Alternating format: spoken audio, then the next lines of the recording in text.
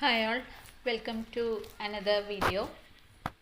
ഇന്ന് നമുക്ക് Walker Brothers Cowboy എന്നുള്ള ഒരു ഷോർട്ട് സ്റ്റോറി നോക്കാം. It was written by Alice Munro. ഇത് ഒരു കമ്മിങ് ഓഫ് ഏജ് സ്റ്റോറി ആണ്. എന്ന് വെച്ചാൽ ഇനി വരാൻ പോകുന്ന ഒരു കാലഘട്ടത്തെക്കുറിച്ച്, അല്ലെങ്കിൽ എല്ലാ സമയത്തും പ്രസക്തമായിട്ടുള്ള ഒരു തീം ഉള്ള ഒരു സ്റ്റോറിയാണ് ഇത്. And the story was set in rural Canada. Alice Munro presents a keenly observant girl, the daughter of Ben Jordan. അപ്പോൾ ഇതിൽ 3 കഥാപാത്രങ്ങളാണ് പറയുന്നത്. ഒന്ന് ബെൻ ജോർദന് 2 മക്കളാണുള്ളത്, ഒരു ആൺകുട്ടിയും ഒരു പെൺകുട്ടിയും. അതിൽ പെൺകുട്ടിയാണ് ഇതിലെ നറേറ്റർ. പെൺകുട്ടി അവളുടെ പെർസ്പെക്റ്റീവിൽ കാണുന്നതാണ് ഈ ഒരു സ്റ്റോറി. പിന്നെ ഒരു അടുത്തൊരു ക്യാരക്ടർ വരുന്നത് നോറ ക്രോണിൻ എന്ന് പറഞ്ഞിട്ട് ഒരു കഥാപാത്രം. പിന്നെ ബെൻ ജോർദൻ്റെ വൈഫ്, അതായത് നമ്മുടെ നറേറ്ററുടെ അമ്മ. ഇതാണ് മെയിൻ ക്യാരക്ടേഴ്സായിട്ട് വരുന്നത്. അപ്പോൾ ഈ കഥാപാത്രങ്ങളെ മനസ്സിലായല്ലോ. ബെൻ ജോർദൻ്റെ 2 മക്കൾ, ഡോട്ടർ ആൻഡ് സൺ, ബെൻ ജോർദൻ്റെ വൈഫ്, പിന്നെ നോറ ക്രോണിൻ എന്ന് പറഞ്ഞിട്ട് ഒരു ബെൻ ജോർദൻ്റെ ഒരു ഫ്രണ്ടാണ്. ഇത്രയാണ് മെയിൻ ക്യാരക്ടേഴ്സായിട്ട് പറയുന്നത് കേട്ടോ. അപ്പോൾ ഈ ബെൻ ജോർദൻ എൻ്റെ മകൾ, അതായത് അൺനെയിംഡാണ്, കുട്ടിയുടെ പേര് പറയുന്നില്ല. ആ കുട്ടിയാണ് ഈ ഒരു കഥ പറയുന്നത്. അവളുടെ ആ ഒരു പെർസ്പെക്റ്റീവ്, അതായത് ഫസ്റ്റ് പേഴ്സൺ നറേഷനിലാണ് ഈ ഒരു കഥ പോകുന്നത്. അപ്പോൾ ഈ ബെന്നിന് ഒരു സിൽവർ ഫോക്സ് ഫാമായിരുന്നു. ഫോക്സിൻ്റെ ഒരു ഫാമാണ്. ഈ ഫെറിന് വേണ്ടിയിട്ട്, അതിൻ്റെ രോമമുണ്ടല്ലോ, അതിന് വേണ്ടിയിട്ട് ഈ ഫോക്സിനെ വളർത്തുക, അതിൽ നിന്ന് ഫെർ എടുക്കുക, അതാണ് അയാളുടെ ജോലി. ആ ഒരു ബിസിനസ്സായിരുന്നു. അപ്പോൾ നല്ല രീതിയിൽ മുന്നോട്ട് പോയിക്കൊണ്ടിരുന്ന ആ ബിസിനസ് 1930s ഗ്രേറ്റ് ഡിപ്രഷൻ, അമേരിക്കയിലൊക്കെ ഉണ്ടായിരുന്ന ആ ഒരു സാമ്പത്തിക മാന്ദ്യം വന്നതോടെ ഇദ്ദേഹത്തിൻ്റെ ബിസിനസ് മുഴുവനായിട്ടും തകർന്നു. അപ്പോൾ അവർ നല്ല രീതിയിൽ ജീവിച്ചിരുന്ന ആൾക്കാരാണ്. പിന്നീട് അവരുടെ ബിസിനസ്സൊക്കെ പോയപ്പോൾ അവർക്ക് എന്ത് ചെയ്യേണ്ടതായിട്ട് വരികയാണ്. അവരുടെ അതുവരെ അവർ താമസിച്ചിട്ടുണ്ടായിരുന്ന ആ വീടും ആ സ്ഥലമൊക്കെ ഉപേക്ഷിച്ചിട്ട് വേറൊരു സ്ഥലത്തേക്ക് അവർ താമസം മാറുകയാണ്. അപ്പോൾ അവരിപ്പോൾ ടെപ്പറ്റ് എന്ന് പറയുന്ന ഒരു ഓൾഡ് ടൗൺ, ലേക്ക് ഹ്യൂറൻ്റെ അടുത്തായിട്ട് ഉള്ള ടെപ്പറ്റ് എന്ന് പറയുന്ന ഒരു ടൗണിലാണ് അവരിപ്പോൾ താമസിക്കുന്നത്. അപ്പോൾ എന്ന് വെച്ചാൽ നേരത്തെ അവർ താമസിച്ചിട്ടുണ്ടായിരുന്നത് നല്ല എല്ലാ സൗകര്യങ്ങളും ഉള്ള ഒരു വീട്ടിൽ, അതുപോലെ തന്നെ പോഷ് ഏരിയയിലാണ് അവർ താമസിച്ചിട്ടുണ്ടായിരുന്നത്. ഇപ്പോൾ അവർ താമസിക്കുന്നത്, അവരുടെ വീടാണെങ്കിലും അതുപോലെ തന്നെ ആ പ്രദേശമാണെങ്കിലും ആ ഒരു അത്രയ്ക്കും പോഷ് ഏരിയ അല്ല. അതായത് പുവറായിട്ടുള്ള അല്ലെങ്കിൽ മിഡിൽ ക്ലാസ്സിലുള്ള ആൾക്കാരൊക്കെ താമസിക്കുന്ന ഒരു പ്രദേശമാണ് ഇത്. അപ്പോൾ ആ 2 കാലഘട്ടത്തെക്കുറിച്ച്, അതായത് ഡിപ്രഷൻ, ഈ ഗ്രേറ്റ് ഡിപ്രഷൻ അല്ലെങ്കിൽ സാമ്പത്തിക മാന്ദ്യം എങ്ങനെ ആൾക്കാരുടെ ലൈഫിനെ ബാധിച്ചു എന്നത് കാണിക്കുന്നതിനുള്ള അത് പറയുന്നതാണ് ഈ സ്റ്റോറി. അപ്പോൾ അതിൻ്റെ സെറ്റിങ്ങിലും വളരെയധികം പ്രാധാന്യമുണ്ട്. ആദ്യം അവർ താമസിച്ചിരുന്ന സ്ഥലവും പിന്നീട് അവർ താമസിക്കുന്ന ആ ഒരു സ്ഥലത്തിനുമൊക്കെ ആ ഒരു സെറ്റിങ്ങൊക്കെ കാണിക്കുന്നത് ആ ഒരു ഡിഫറൻസ് നമുക്ക് മനസ്സിലാക്കാൻ വേണ്ടിയിട്ടാണ്. അപ്പോൾ അങ്ങനെ പുതിയ സ്ഥലത്തേക്കും പുതിയ വീട്ടിലേക്കും വന്നതോടെ ബെന്നിൻ്റെ വൈഫിന് എപ്പോഴും പരാതിയാണ്. കാരണം ആളുടെ ബിസിനസ് പോയി, വളരെയധികം നേരത്തെ പോലെ ജീവിച്ച പോലുള്ള ആ ഒരു ചുറ്റുപാടല്ല ഇപ്പോൾ അവർക്കുള്ളത്. സാമ്പത്തികമായിട്ട് വളരെയധികം ബുദ്ധിമുട്ടുകൾ ഉണ്ടാവുന്നുണ്ട്. അപ്പോൾ ഇവർ വല്ലാതെ ഡിപ്രസ്ഡ് ആണ്. എപ്പോഴും ഇവർക്ക് ഹെഡേക്ക് അല്ലെങ്കിൽ ഒന്നും ചെയ്യാൻ ഇല്ല, എപ്പോഴും എന്തിനെക്കുറിച്ചെങ്കിലും ഒക്കെ ഇങ്ങനെ കംപ്ലൈൻറ്റ് ചെയ്തുകൊണ്ടിരിക്കുക, അങ്ങനെ ഉള്ള ഒരു ക്യാരക്ടറായിട്ട് ആര് മാറുകയാണ്, ബെന്നിൻ്റെ വൈഫ്. അപ്പോൾ ഇങ്ങനെ ഈ വീട്ടിലുള്ള ചുറ്റുപാട്, അതായത് ഭാര്യയുടെ കംപ്ലൈൻറ്റും എപ്പോഴും ഭാര്യ അസുഖമാണ് എന്ന് പറഞ്ഞിട്ട് കിടക്കുന്നതും അതൊക്കെ ഇയാളെ വല്ലാതെ മാനസികമായിട്ട് എന്ത് ചെയ്യുന്നുണ്ട്, വിഷമിപ്പിക്കുന്നുണ്ട്. അപ്പോൾ ഈ ഒരു സ്റ്റോറി തുടങ്ങുന്നത് ഇങ്ങനെയാണ്. ഈ നറേറ്റീവ് ഓപ്പൺ ചെയ്യുന്നത് ഈ യങ് ഗേൾ അവളുടെ അച്ഛനൊപ്പം, നമ്മുടെ നറേറ്റർ അവളുടെ അച്ഛനൊപ്പം ലേക്ക് ഹ്യൂറിൻ്റെ തീരത്തു കൂടെ ഇങ്ങനെ നടക്കുന്നുണ്ട്. ആ നടക്കുന്ന സമയത്ത് അവിടുത്തെ കാഴ്ചകളൊക്കെ അവൾ ഇങ്ങനെ കണ്ട് രസിച്ച് നടക്കുന്ന സമയത്താണ് നമ്മളിലേക്ക് അവൾ പറഞ്ഞു തരുന്നത് അവരുടെ ആ ഒരു പാസ്റ്റ് ലൈഫ്, അവർ നേരത്തെ എങ്ങനെയായിരുന്നു, അച്ഛന് എന്തായിരുന്നു ജോലി എന്നുള്ളതൊക്കെ പറയുന്നത്. അപ്പോൾ ആ ഫോക്സ് ബിസിനസ് തകർന്നല്ലോ. അപ്പോൾ ആ തകർന്നതിന് ശേഷം അവർ പുതിയ സ്ഥലത്തേക്ക് വന്നതിന് ശേഷം ഈ ബെൻ, അതായത് ഈ പെൺകുട്ടിയുടെ അച്ഛൻ ഒരു സെയിൽസ്മാനായിട്ടാണ് ജോലി ചെയ്യുന്നത്. വാക്കർ ബ്രദേഴ്സ് എന്ന് പറയുന്ന ഒരു ബിസിനസ്സുകാരുണ്ട്, അവർക്ക് വേണ്ടി അല്ലെങ്കിൽ അവരുടെ സെയിൽസ്മാനായിട്ടാണ് ഇദ്ദേഹം വർക്ക് ചെയ്യുന്നത്. അപ്പം അങ്ങനെ റൂറൽ ഏരിയാസിലൊക്കെ ഇങ്ങനെ നടന്നു പോവുക, എന്നിട്ട് ഈ സാധനങ്ങളൊക്കെ വിൽക്കുക, ഷാംപൂ, മെഡിസിൻസ്, അങ്ങനെ പോയ്സൺ, ചെടികൾക്കുമൊക്കെ ഉള്ള സംഭവങ്ങളുണ്ടല്ലോ, അതൊക്കെ വിൽക്കുക.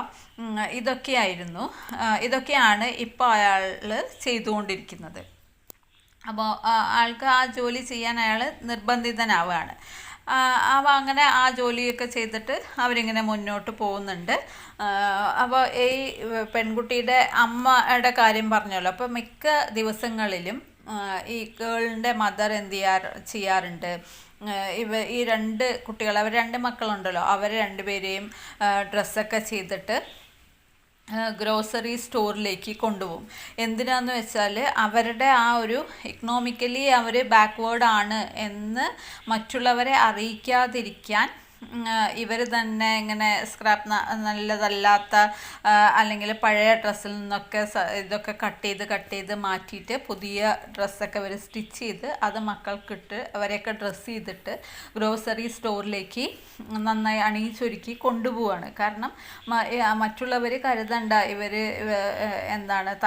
ബിസിനസ് തകർന്നു, അവർ ജീവിക്കാൻ വഴിയില്ലാതിരിക്കുകയാണ് എന്ന് ഉള്ള തോന്നൽ മറ്റുള്ളവർക്ക് ഇല്ലാതിരിക്കാൻ വേണ്ടിയിട്ട് ഇവർ അതിങ്ങനെ പ്രകടിപ്പിക്കാൻ വേണ്ടിയിട്ട് ഈ കുട്ടികളെയും കൊണ്ട് ഗ്രോസറി സ്റ്റോറിലേക്ക് ഒക്കെ പോവാറുണ്ട്. അപ്പോൾ അങ്ങനെ ഈ എപ്പോഴും ഇങ്ങനെ അമ്മ പോവില്ല, അച്ഛൻ്റെ ഒപ്പമാണ് ഈ കുട്ടികളെ വിടുന്നത്. അപ്പോൾ ഒരു ദിവസം അച്ഛൻ പറയണു, നമുക്ക് ഒരു ഡ്രൈവിന് പോവാം, എപ്പോഴും വീട്ടിൽ അടച്ചിരിക്കുകയല്ലേ, അപ്പോൾ ഒരു കൺട്രി ഡ്രൈവിന് പോവാം, ഫ്രഷ് എയറൊക്കെ കിട്ടിക്കോട്ടെ, എപ്പോഴും ഈ വീട്ടിൽ അടച്ചിരിക്കുന്നല്ലേ എന്ന് പറഞ്ഞിട്ട് അമ്മയെ വിളിക്കുന്നുണ്ട്. പക്ഷെ അമ്മ അങ്ങനെ പോവാൻ കൂട്ടാക്കുന്നില്ല. അവരെപ്പോഴും അവരുടെ പതിവ് അസുഖങ്ങളുടെ പേരൊക്കെ പറഞ്ഞിട്ട് അവർ പോവാതിരിക്കുകയാണ്. അപ്പം അങ്ങനെ ഒരു ദിവസം അച്ഛൻ ഇങ്ങനെ സെയിൽസിനായിട്ട് പോകുന്ന സമയത്ത് ഈ രണ്ട് കുട്ടികളെയും കൂടെ ആളുടെ റൂട്ടൊക്കെ കാണിച്ചു തരാം എന്ന് പറഞ്ഞിട്ട് കാറിൽ ഇവരെയും കൂടെ കൊണ്ടുപോവാണ്. അപ്പം അങ്ങനെ പാട്ടൊക്കെ പാടി അവർ ഈ കൗബോയ് സോങ്സൊക്കെ വെച്ചിട്ട് ഇങ്ങനെ പോവുകയാണ്. ഇടയിലൊക്കെ ഫാം ഹൗസിൻ്റെ അടുത്തൊക്കെ നിർത്തുന്നുണ്ട്. അപ്പോൾ അവിടെ നിർത്തും. അച്ഛൻ്റെ ജോലിയും അതിനിടയ്ക്ക് ചെയ്യുന്നുണ്ട്. സാധനങ്ങൾ വേണോ എന്ന് ബാക്കിയുള്ളവരോട് അതിങ്ങനെ ചോദിക്കുന്നുണ്ട്. അയാളുടെ ബിസിനസ്സും കാര്യങ്ങളൊക്കെ അയാൾ നടത്തുന്നുണ്ട്. മീൻസ് സെയിൽസും ഇതൊക്കെ നടക്കുന്നുണ്ട്. കുട്ടികൾ ആ സമയത്ത് കാറിൽ തന്നെ ഇരിക്കും. അങ്ങനെ കുറേ ദൂരം ഇവർ വളരെ ഹാപ്പി ആയിട്ട് ആ വണ്ടിയിൽ മുന്നോട്ട് പോവാണ്. അങ്ങനെ ഒരു സ്ഥലത്തെത്തിയപ്പോൾ ഒരു സ്ത്രീ ഇങ്ങനെ പുല്ലിൽ കുറേ തുണികളൊക്കെ ഉണക്കാനിട്ടിട്ടുണ്ട്. അവിടെ നിന്ന് അതിങ്ങനെ കളക്ട് ചെയ്തുകൊണ്ടിരിക്കുകയാണ്. അപ്പോൾ കളക്ട് ചെയ്തുകൊണ്ടിരിക്കുന്ന സമയത്ത് ഇവർ വണ്ടി നിർത്തുന്നു. അവിടെ ഈ ബെൻ അവിടെ ഇറങ്ങിയ ഉടനെ ഈ സ്ത്രീ ഇയാളെ തിരിച്ചറിഞ്ഞതുപോലെ അടുത്തേക്ക് വരണു. എന്നിട്ട് അവർ ഇൻട്രൊഡ്യൂസ് ചെയ്യണു. എന്ന് വെച്ചാൽ ഇങ്ങനെ അയാളോട് ചോദിക്കണില്ല എനിക്ക് നിങ്ങളെ മനസ്സിലായി എന്നുള്ളത്, അവരെ ഇൻട്രൊഡ്യൂസ് ചെയ്യാണ്, നോറ ക്രോണിൻ എന്ന് പറഞ്ഞിട്ട്. എന്നിട്ട് ഇവരെ അവരുടെ വീട്ടിലേക്ക് ഇൻവൈറ്റ് ചെയ്യണു. അപ്പോൾ കുട്ടികളും ബെന്നും കൂടെ അവിടേക്ക് പോവാണ്. അവിടെ പോകുമ്പോൾ ഈ നോറ ക്രോണിന് ഒരു അമ്മയുണ്ട്. ആ അമ്മ ബ്ലൈൻഡാണ്. അപ്പം അങ്ങനെ അച്ഛൻ്റെ സംസാരം കേട്ടപ്പോൾ ആ സൗണ്ടിലൂടെ ആ അമ്മ അച്ഛനെ തിരിച്ചറിയാണ്. അപ്പോൾ ആ അറിഞ്ഞത് കൊണ്ട് നമ്മുടെ നറേറ്റർ ഉണ്ടല്ലോ, ഈ പെൺകുട്ടി, അവൾ മനസ്സിലാക്കുകയാണ് ഈ നോറ ഒരു പക്ഷേ അച്ഛൻ്റെ ചൈൽഡ്ഹുഡ് ഫ്രണ്ടായിരിക്കാം, അല്ലെങ്കിൽ നേരത്തെ ലവറായിരിക്കാം എന്നുള്ളത് ഇവൾ ഊഹിക്കുകയാണ്. അങ്ങനെയാണ് എന്ന് കഥയിൽ പറയുന്നില്ല, പക്ഷേ ഈ പെൺകുട്ടി അതായിരിക്കാം എന്നുള്ളത് ഊഹിക്കുകയാണ്. അപ്പം അങ്ങനെ അവിടെ കുറേ സമയം നോറയുടെ വീട്ടിൽ ഇവർ സ്പെൻഡ് ചെയ്യണു. അവർ ഓറഞ്ച് ഡ്രിങ്ക്സ് ഒക്കെ കൊടുക്കണു. പിന്നെ അച്ഛനും ആരാണ് എൻ്റെ എല്ലാം പോയി.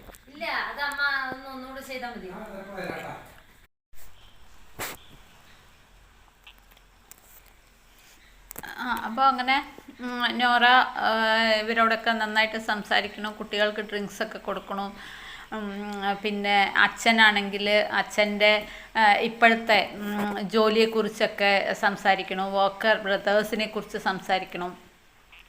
നോറയാണെങ്കിൽ അവരുടെ അതുവരെ ഉണ്ടായിരുന്നു, കാരണം ഇവർ കുറേ നാളായി കണ്ടിട്ട്. അപ്പോൾ അവരുടെ വിശേഷങ്ങളൊക്കെ, അവരുടെ സിസ്റ്റേഴ്സിനെ കുറിച്ച് അങ്ങനെയുള്ള കാര്യങ്ങളൊക്കെ സംസാരിക്കുകയാണ്. അപ്പോൾ ആ സംസാരമൊക്കെ കേട്ടതുകൊണ്ടാണ് നമ്മുടെ നറേറ്റർ, അതായത് ഈ പെൺകുട്ടി, പെണ്ണിൻ്റെ മകൾ വിചാരിക്കുന്നത് ഇവർ നേരത്തെ പരിചയം ഉണ്ടാവാം, ചൈൽഡ്ഹുഡ് ഫ്രണ്ടായിരിക്കാം, ഒരു പക്ഷേ ഇവർ വിവാഹം ചെയ്യാമെന്ന് തീരുമാനിച്ചിരുന്നവരായിരിക്കാം എന്നൊക്കെ ഊഹിക്കുന്നത്.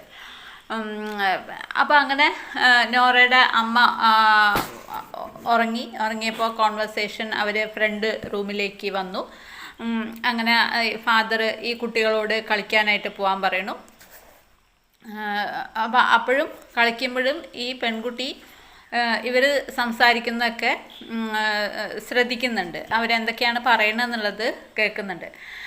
അങ്ങനെ പിന്നെ ഈ കുട്ടികളെ അവർ വിളിക്കണു. എന്നിട്ട് ഒരു മ്യൂസിക്കൊക്കെ പ്ലേ ചെയ്യണു. കുട്ടികളുടെ ഒപ്പം അവളും ഇനോറയും കളിക്കുന്നുണ്ട്. അത് കഴിഞ്ഞിട്ട് she pours whisky for herself and the father.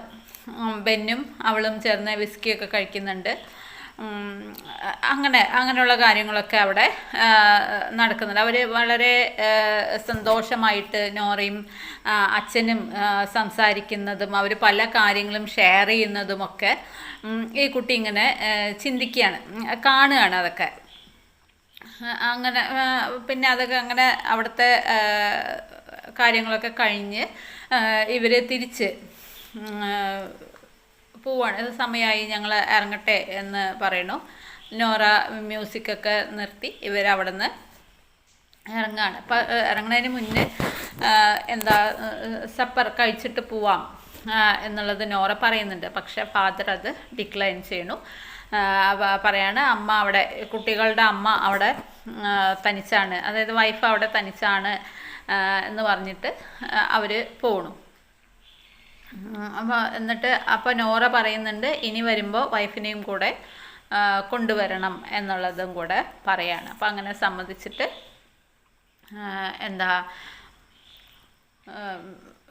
അവരവിടെ നിന്ന് പോണു. തിരിച്ച് അവരുടെ ടൗൺ, അവരുടെ വീട്ടിലേക്ക് തിരിച്ചു പോവാണ്. അപ്പോൾ പെൺകുട്ടി അവളുടെ മനസ്സിൽ വിചാരിക്കുകയാണ്, ഇവിടെ പോയ കാര്യങ്ങൾ, അമ്മ എവിടെയൊക്കെ പോയി എന്തൊക്കെയായിരുന്നു എന്നൊക്കെ ചോദിക്കും.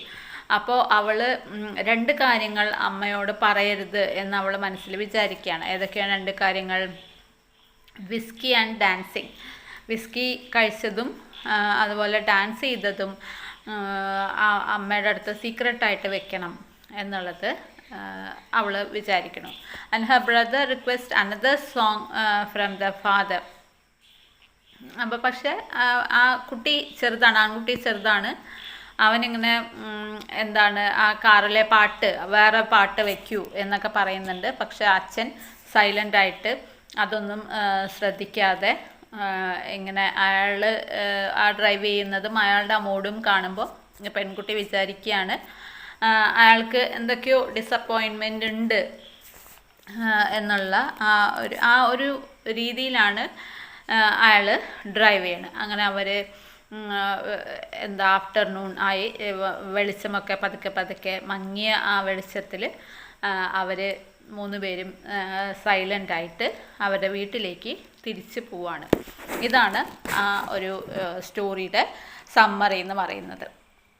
അപ്പോൾ ഇതിൽ ആ ഒരു കാലഘട്ടത്തെക്കുറിച്ചും ഇപ്പോൾ അവിടെ ഉണ്ടായിരുന്ന ഡിപ്രഷൻ, ആ സമയത്തുണ്ടായിരുന്ന ലൈഫ് സ്റ്റൈൽ, ഇതെല്ലാം ആ ഒരു പെൺകുട്ടിയുടെ കാഴ്ചപ്പാടിലൂടെ ആലിസ് മൺറോ നമുക്ക് പറഞ്ഞു തരികയാണ്. ഓക്കെ.